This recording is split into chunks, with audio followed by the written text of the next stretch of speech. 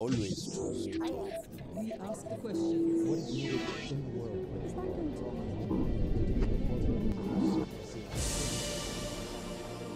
Shaun King je istaknuti američki aktivist za ljudska i građanska prava, pisac i komentator.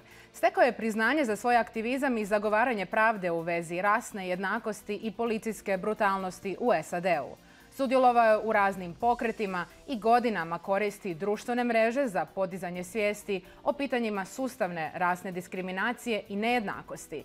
Od početka izraelskog napada na Gazu preuzeo je ulogu jedne od rijetkih osoba u Americi koja je svoju široku platformu upotrijebila za glas Palestinaca i uvid u situaciju na terenu.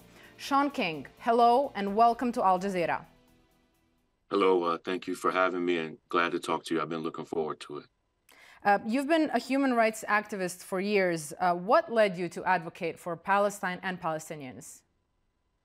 Well, I'm glad we could start there. There's so many reasons why I'm fighting now and have fought for years for Palestinians. I'll tell you what people may have heard me say before, and it's important for me to start here because I think it's important for everybody to really think about who they're surrounded by in their lives. But some of my closest friends, my nearest and dearest friends that are as close to me as sisters and brothers are Palestinian, that live here in the United States, that have been there for me through all the highs and lows and ups and downs of my life. And these are relationships that I've had for 10 plus years. Having those friendships was the first thing that made the struggle and challenges of Palestinians real to me, that took it from being a news story, a current affairs issue, an article, that took it from being that to, oh, these are my friends' family. These are the aunts and uncles and cousins and relatives of my best friends. And over the past 10 years, they've really helped me understand not only how much Palestine and Gaza and the West Bank and Palestinians throughout the diaspora mean to them, but they've helped me to understand the parallels between the struggles of African Americans in the United States and Palestinians in Gaza and the West Bank. Mm-hmm. We know, for instance, one of my biggest fights here in the United States is against police brutality. Well, police departments all over the United States are trained in Israel. Sometimes they travel to Israel to be trained. Sometimes they fly security experts from Israel to train them here. So we see similar tactics and strategies.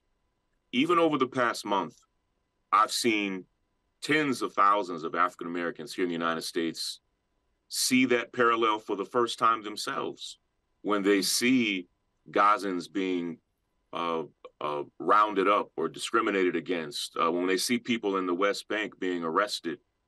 They see those strategies and those tactics as so similar to what African Americans face here. There are a lot of parallels. And then lastly, I think for the first time that I know of, we now see hundreds of Palestinians in Gaza and the West Bank able to tell their story to the world. So it's not me telling their story, or even you or Al Jazeera telling their story, but we are able to hear directly, daily, minute by minute, from hundreds of almost exclusively young people. A lot of the people we're hearing from in Gaza and the West Bank, they're almost kids. My oldest kid is 24. Many of the voices that we've come to know and love in Gaza and the West Bank are 22, 23, 24 years old, the same age as my own kids. And billions of people, not millions, tens of millions, not even hundreds of millions, billions of people around the world, I think for the very first time, have seen with their own eyes the horrors faced by Palestinians every day. I was speaking to you earlier and told you that just from a few of our accounts on Instagram alone, we've had billions of views and engagements, and we're continuing to push it because the mainstream media here in the United States does not tell the stories that we're telling, but the world sees it. I'm sorry to interrupt you, but you just mentioned a minute ago how this is the first time that there's hundreds of Palestinians' voices being heard and seen in the world. And as much as you're removing your role from this, you are the one that's offering one of the platforms with the audience of millions of people. So I just want to ask you, and you touched upon it, you just started speaking about mainstream media, but what was the need and why did you have to offer your platform to start restlessly posting about everything happening in Gaza? I think right now what we're seeing may be the lowest moment of my life as a human being on planet Earth. When I first started sharing and posting about this, I probably had more followers than anyone else that was posting about it. Now there are multiple Palestinians that have more followers than me, that have a bigger audience than me, and nothing gives me more joy to have been able to help share their stories such that now those Palestinians don't even need my support. And I'm glad, because they now have their own audience, their own platform. And that's very important, Hanan, because now what I see happen, I see it 24 hours a day. People have grown close to these young Palestinian voices that they're following. They're waiting for their every post, their every update. And when one of them doesn't post in 10 hours or 24 hours, there's a panic, because these men and women that they've grown to love, when they are no longer posting, people are afraid that they've been killed. Over 60 Palestinian journalists, men and women, have been killed. And that number may actually be higher because we haven't counted anyone from today. These journalists are losing weight. You see it happening right before your eyes. They're hungry. I talk to them daily. They tell me they're struggling to find anything to drink, to eat. They're cold at night. Many of them are sleeping in the rain. It's now winter in Palestine. And Hanan, it just rips my heart out, because it doesn't have to be this way. Even in war, and it's hard for people to imagine, whether we think of this as a war or not, in war, there are rules of engagement. And every rule of engagement in this moment that we're in is being disrespected. And Israel has committed not hundreds, but tens of thousands of individual war crimes.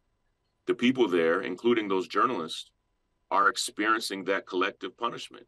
Speaking of fighting, and you just mentioned these thousands of actually war crimes, could you tell me about the International Criminal Court project that you have regarding Palestine that you have been working on?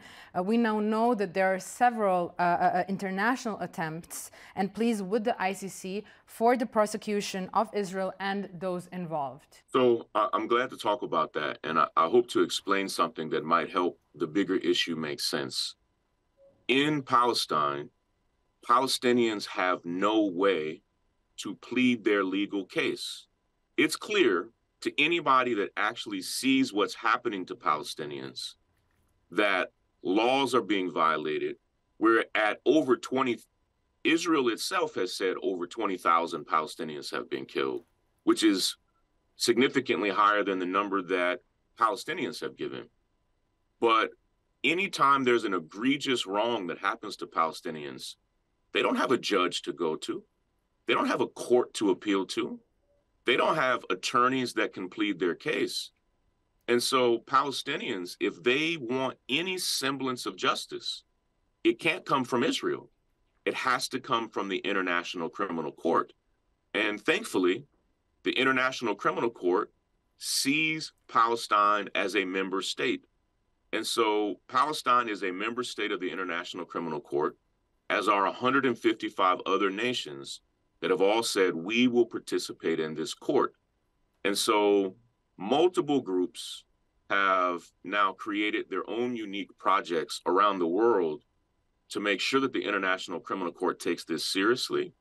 Our project, the War Crimes Project, that we started just a few weeks ago, we have found the work to be incredibly complex, because here in the United States, there are laws that prohibit you from working to influence what foreign governments do. without you registering as an agent of that foreign government.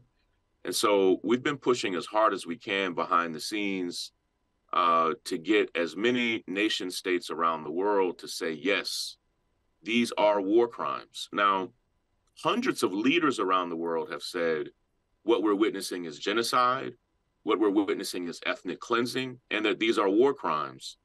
But what we need is member states of the International Criminal Court to actually make that legal referral. And so far, 5 nations have made that referral, and they were led by South Africa. And South Africa is a member state of the ICC, and South Africa and Bolivia made that referral. They have 3 other nations that partnered with them. Our goal, if you may recall, the International Criminal Court filed charges against Vladimir Putin, and 39 nations made that referral. Our goal is to get that many nations or more to make this referral. It doesn't take that many, but we just want to make sure that the International Criminal Court takes this seriously. We believe they are. Nations, we've learned, are going to also have to give more money to the International Criminal Court so that they have all the investigators and staff that they need for this. What this case was a month ago is different than what it is today. It gets more egregious. It gets more harmful. Ultimately, Hanan, the International Criminal Court has a very difficult decision to make. Are they going to wait until this ends? Are they going to wait until 100,000 Palestinians have been killed? Are they going to wait until 1 million Palestinians have been killed?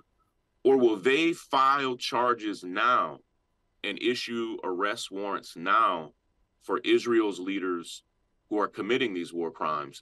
And what I want to say to you, Hanan, and anyone who's seeing this, is the International Criminal Court, they can't do like what we saw in Rwanda, where the world waited until 1 million Rwandans had been killed. Then, 10 years later, they started making cases.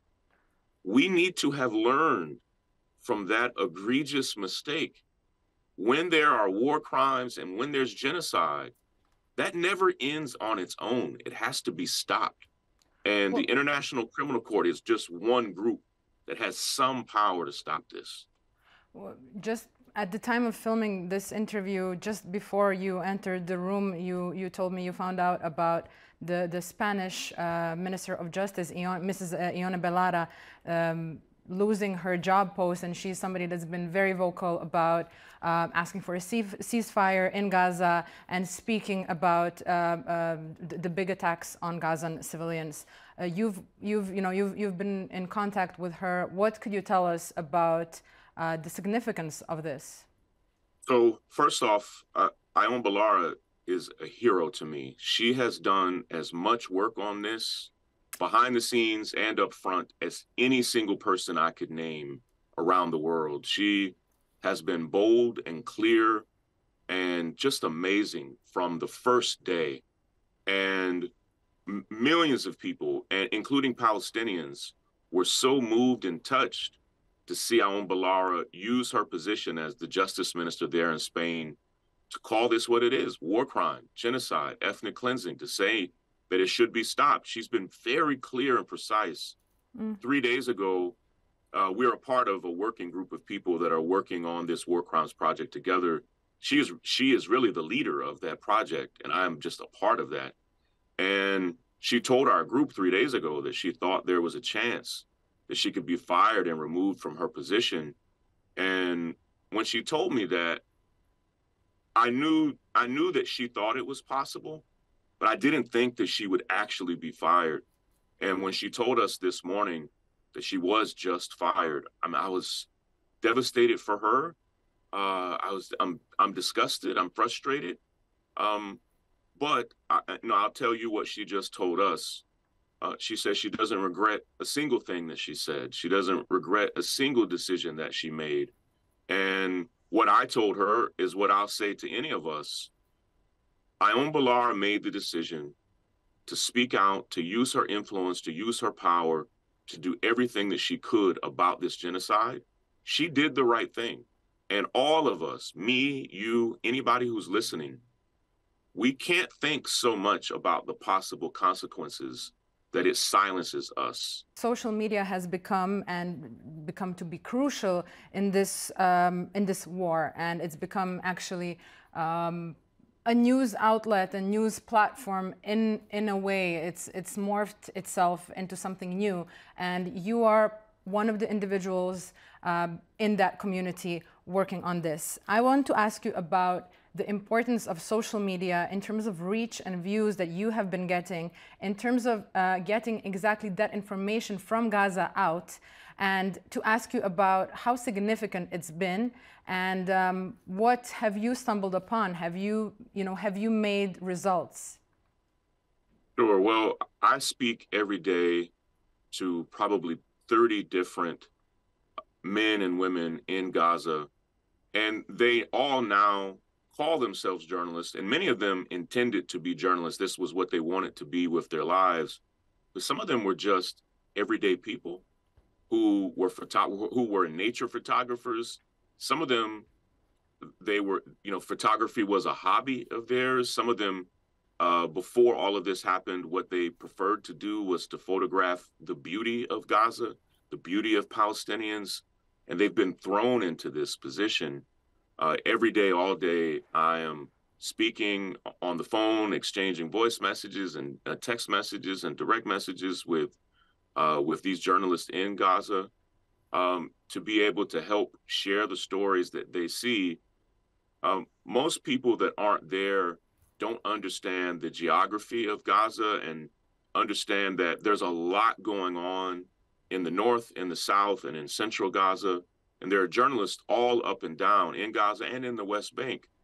And so what I've tried to do is to use my platform to tell as many of these stories as humanly possible. I collaborate with people on a daily basis to make sure people are following them and telling those stories. But something has happened that's incredibly frustrating. Just a few weeks ago, any of us who were sharing this, including many of my friends and colleagues at Al Jazeera, significantly more people saw the videos and photos and images and stories that we tell. My traffic on the posts that I've made have been reduced sometimes by 80 to 90%. Mm-hmm. And I actually had a friend of mine that works at Meta, which is the parent company of Instagram and Facebook, who told me confidentially, Shaun, the government of Israel is working directly with Meta and Facebook and Instagram, and said that they had filed nearly 10,000 different complaints about photos, videos, and that almost 90% of those complaints had been honored and stuff had been removed. And he told me, he said, Shaun, they have targeted your account and other accounts, and that they had even tried to have my account removed. And so when you learn that, it's hard to know how to respond, because no one has given me any official, update on rules that I'm violating, policies that I'm not honoring. And if I knew them, I would honor them. But what we're doing, and we're taking great care, we're documenting war crimes and genocide. We're telling things that the world needs to see. And sadly, the American media is not showing this. You could put on any news channel in the United States, and you just won't see what I'm showing and what hundreds of other people are showing.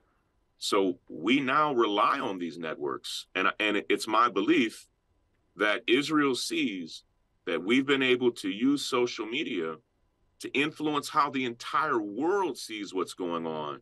So of course, Israel understands that they have to attack us where we're most effective.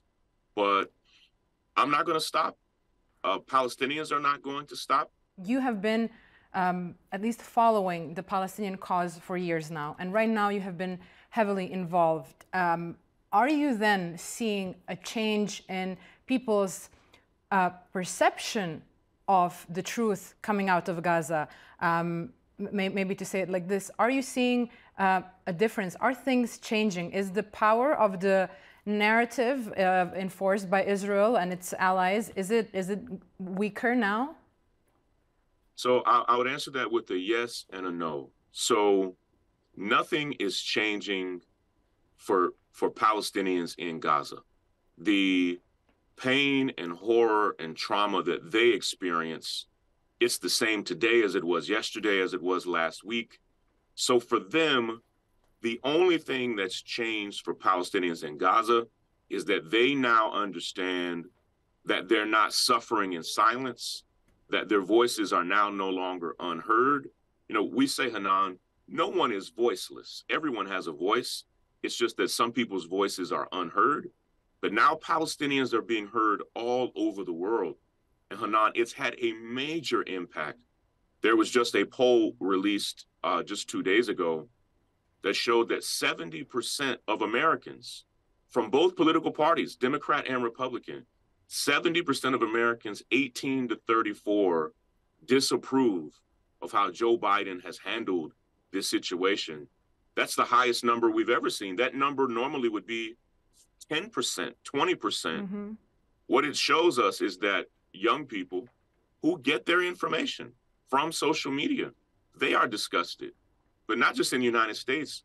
We've seen marches with millions of people all around the world, in Malaysia, in Indonesia, in Australia, Ireland, in the UK, in Australia, in all over the United States, everywhere.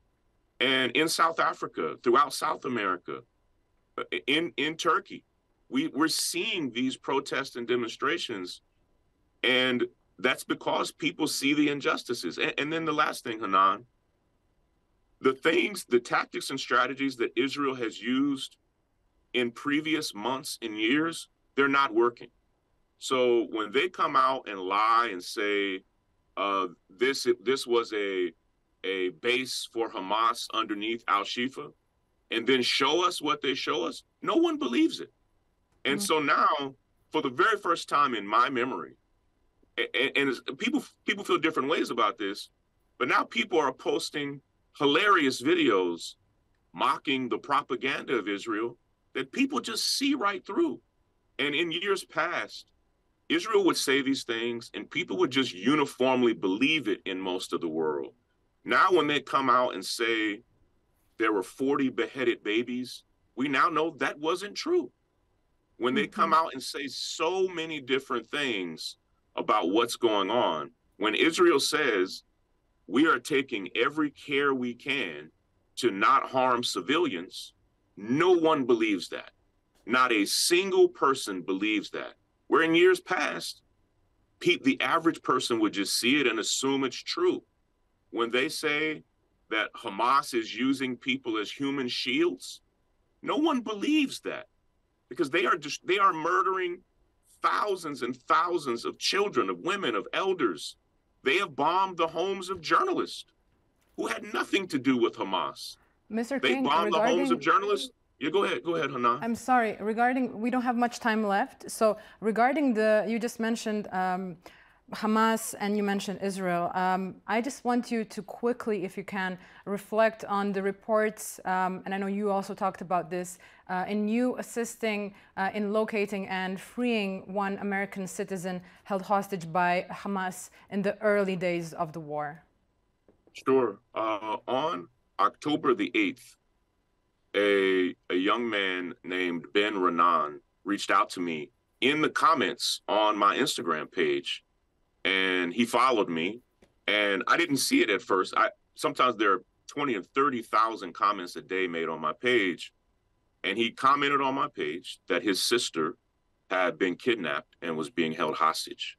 And several people sent me screenshots of him saying that. He was the sister of Natalie Renan, who was taken hostage. So that day, I reached out to Ben, who was in his early 30s, who told me that he was a supporter of mine, who told me that Natalie was a supporter of mine. He told me that they had both protested against police brutality and that he hoped there was something I could do to help. I contacted my attorneys and others and just said, what are the risks of doing this? I had not planned on being a part of any rescue mission for anyone who was being held hostage, not because I don't care, but because I knew they would get a lot of support. There were dozens of people, organizations, and governments, in particular, the Qatari government had a whole lot to do with helping in many of these situations. And I stayed in close contact with Ben Renan, the older brother of Natalie Renan. We spoke, texted, and messaged nearly 100 times. Thankfully, my attorneys had advised me to record every conversation I had just for my own protection. And when she was released, I was elated, and I made a post. And in my post, I said that dozens of people and organizations helped. I was glad to play a part in that. I contacted everyone I knew in Gaza to say, hey, there is a young teenage girl who has been a supporter of mine that's being held hostage. If she's alive, let us know. If she is dead, let us know. And if she can be released, please do it. I don't believe that she was released just because of me, because I know many people that stopped their entire lives to help. After she was released, multiple members of the Israeli government started releasing information that I had nothing to do with it. First, they said I never spoke to the family and that I completely made this entire thing up. But thankfully, I had saved all my voice messages and screenshots of all the conversations. Eventually, the father of Natalie Renan came out and spoke to the media and said, yes, Shaun King did speak to my family. Shaun King did support this effort and mission. But for days, people continued to spread the lie that I made the entire thing up. And what's outrageous is after putting me through all of this ridiculousness, I have now had multiple families in Israel and Jewish families in the United States come to me and say, Shaun, can you now help our family find our loved ones who are being held hostage? And they said that, and they told me specifically that they've gotten so little help from the Israeli government at finding their loved ones that they don't even know if their loved ones are alive, if they've been killed. Israel has dropped over 15,000 bombs in Gaza alone. So who knows how many hostages are even alive at this point? And I have decided moving forward that someone else will have to help these families other than me. It cost me too much to help. And that breaks my heart. I'm not excited about anybody being held hostage. But what I know is that on multiple occasions, leaders from Hamas have attempted to return hostages in exchange for a ceasefire. There have been times where they've just said, hey, we want to release these 3 or 4 hostages for nothing. Just release them to you. And Israel has been slow to accept anything. I'm not even remotely convinced that Israel cares a little bit about the safety and well-being of these hostages. Mr. They King, say they do, but their actions don't show it, Hanan. Mr. King, this will be all of the time we have for this interview. Thank you very much for your time and for this conversation. Thank you. Take care.